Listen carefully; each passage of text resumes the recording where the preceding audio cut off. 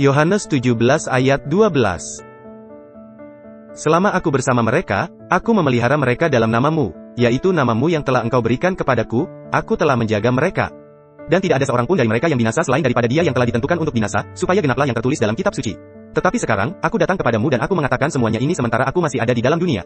Supaya penuhlah sukacitaku di dalam diri mereka. Ayat 14.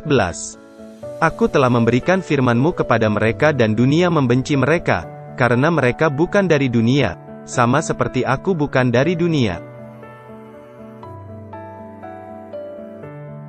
Aku tidak meminta, supaya engkau mengambil mereka dari dunia, tetapi supaya engkau melindungi mereka dari apa? Daripada yang jahat. Mereka bukan dari dunia, sama seperti aku bukan dari dunia. Teman-teman, saya ingin Anda memperhatikan bagian ini dengan seksama. Apa yang membuat Yesus memenuhi syarat untuk dapat menyatakan meskipun mereka ada di dunia, mereka adalah apa? Bukan dari dunia, mereka terpisah dari dunia. Jadi meskipun kita saat ini kita hidup dan bernafas di bumi ini dengan semua orang lain di luar sana. Mereka yang menyembah berhala, mereka yang tidak percaya pada Tuhan, mereka yang agama lain di luar sana, kita menempati ruang yang sama. Tapi apa yang membedakan kita? Kata dunia diulang hampir di setiap ayat, dalam 5 ayat yang baru saja kita baca.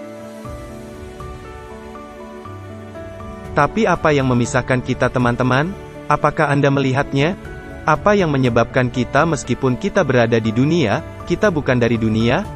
Apa yang membuat kita begitu berbeda? Hal ini ditemukan di sana dalam ayat 14, aku telah memberi mereka apa? Firman-Mu. Firman Tuhanlah yang membedakan kita.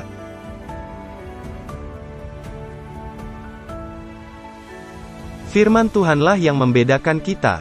Tidak aneh, tidak asing, tapi berbeda.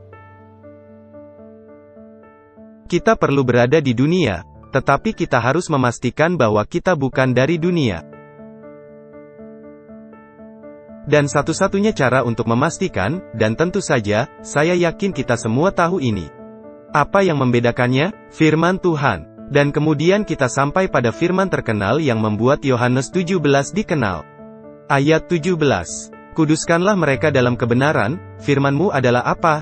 Firman-Mu adalah kebenaran. Sama seperti engkau telah mengutus aku ke dalam dunia, demikian pula aku telah mengutus mereka ke dalam dunia, teman-teman. Kita tahu bahwa apa yang memisahkan kita dari dunia, meskipun kita berada di dunia. Apa yang memisahkan kita, apa yang menguduskan kita. Karena itulah arti dari penyucian yaitu firman Tuhan. Sekarang mari kita beranjak dan melihat apa itu pengudusan sejati.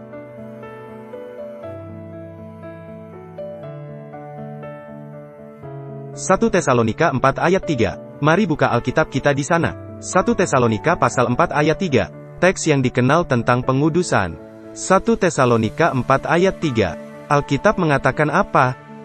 Karena inilah kehendak Allah, pengudusanmu. Keinginan Tuhan bagi kita semua adalah untuk dikuduskan, berada di dunia, tetapi tidak seperti dunia.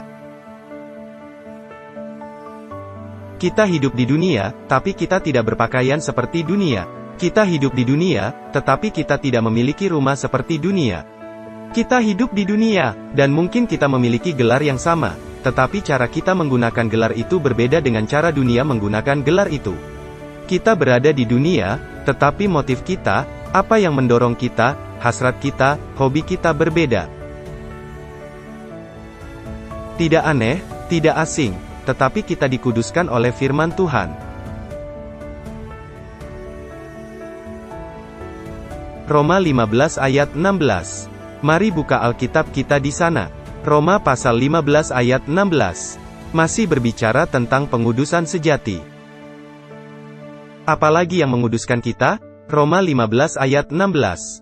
Alkitab mengatakan ini, yaitu bahwa aku boleh menjadi pelayan Kristus Yesus bagi bangsa-bangsa bukan Yahudi dalam pelayanan pemberitaan Injil Allah. Supaya bangsa-bangsa bukan Yahudi dapat diterima oleh Allah sebagai persembahan yang berkenan kepadanya, yang disucikan oleh apa? Oleh Roh Kudus. Dan, Anda tahu teman-teman, jika kita ingin mengalami pengudusan yang sejati, kita perlu mengalami firman Tuhan dalam hidup kita. Kita juga perlu mengalami apa? Mengalami Roh Kudus dalam hidup kita. Dan sangat menarik ketika Anda membaca Yohanes pasal 16, kita telah mempelajarinya, tetapi ini adalah pasal yang tidak asing bagi kita. Yesus berbicara tentang Roh Kudus. Tahukah Anda itu? Penekanan Yohanes 16 adalah tentang Roh Kudus. Jika saya tidak pergi, siapa yang tidak bisa datang? Penghibur yaitu Roh Kudus. Dia berbicara tentang Roh Kudus. Dia berbicara tentang kesatuan di pasal 15, dia berbicara tentang Roh Kudus dalam pasal 16. Dan di pasal 17, dia berfokus pada firman Tuhan. Dia menunjuk pada pengalaman yang dia inginkan untuk dimiliki oleh murid-muridnya, yaitu pengudusan yang sejati. Dan dia mengatakan bahwa apa yang dia hadapi dengan para murid adalah masalah yang berbeda, tetapi tetap berhubungan dengan pengudusan sejati bagi kita. Para murid, mereka seperti dunia. Mereka berdebat siapa yang akan menjadi yang terbesar. Mereka bergegas ke perjamuan untuk memastikan bahwa mereka bisa duduk di sana di sebelah Yesus. Mereka menolak untuk saling membasuh kaki karena itu berarti mereka bukan yang terbesar. Mereka berjuang seperti dunia berjuang untuk menjadi yang terbesar, untuk dikenal, untuk dihormati, untuk memiliki gelar tertinggi atau gaji tertinggi.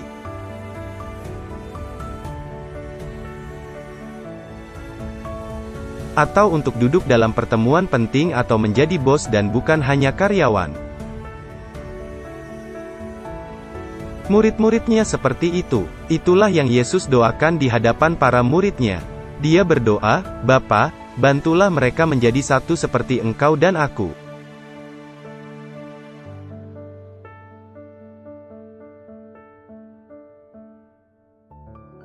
Apakah itu pengudusan yang sejati? Saya ingin Anda melihat kutipan dari Our Haikaling, halaman 212, paragraf 2-3. Apa itu penyucian? Itu berarti memberikan diri seseorang seluruhnya dan tanpa syarat.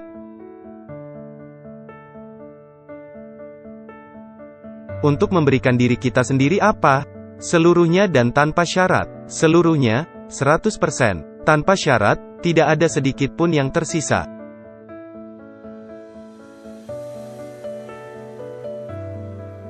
Itulah yang dimaksud dengan pengudusan.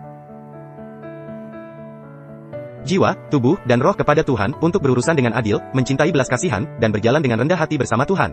Untuk mengetahui dan melakukan kehendak Tuhan tanpa memperhatikan diri sendiri atau kepentingan pribadi. Untuk berpikiran surgawi, murni, tidak mementingkan diri sendiri, suci, dan tanpa cacat atau noda. Anda tahu di mana penekanan saya? Yaitu seluruhnya dan tanpa syarat. Bagaimanapun juga, pengudusan sejati adalah menyerahkan diri kita secara total. Tidak ada yang menahan. 0% tersisa di tangki. 100% diberikan kepada Tuhan. Itulah penyucian yang sejati.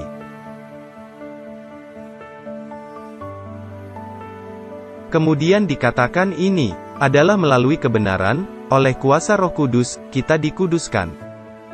Dan kita sudah tahu itu. Itulah firman Tuhan, di situ Roh Kudus, diubahkan menjadi serupa dengan Kristus.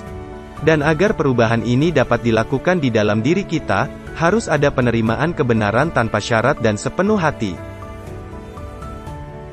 Penyerahan jiwa tanpa syarat kepada kekuatan transformasinya.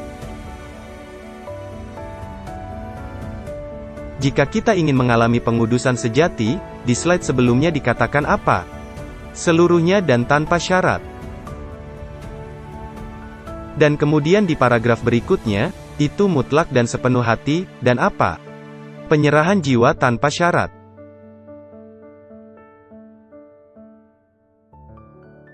Yesus berkata, "Kuduskanlah mereka dalam kebenaran, firman-Mu adalah kebenaran. Aku ingin mereka terpisah dari dunia." Satu-satunya cara yang bisa kita lakukan adalah dengan tanpa syarat dan penyerahan sepenuh hati, berserah 100%. 99% tidak cukup baik.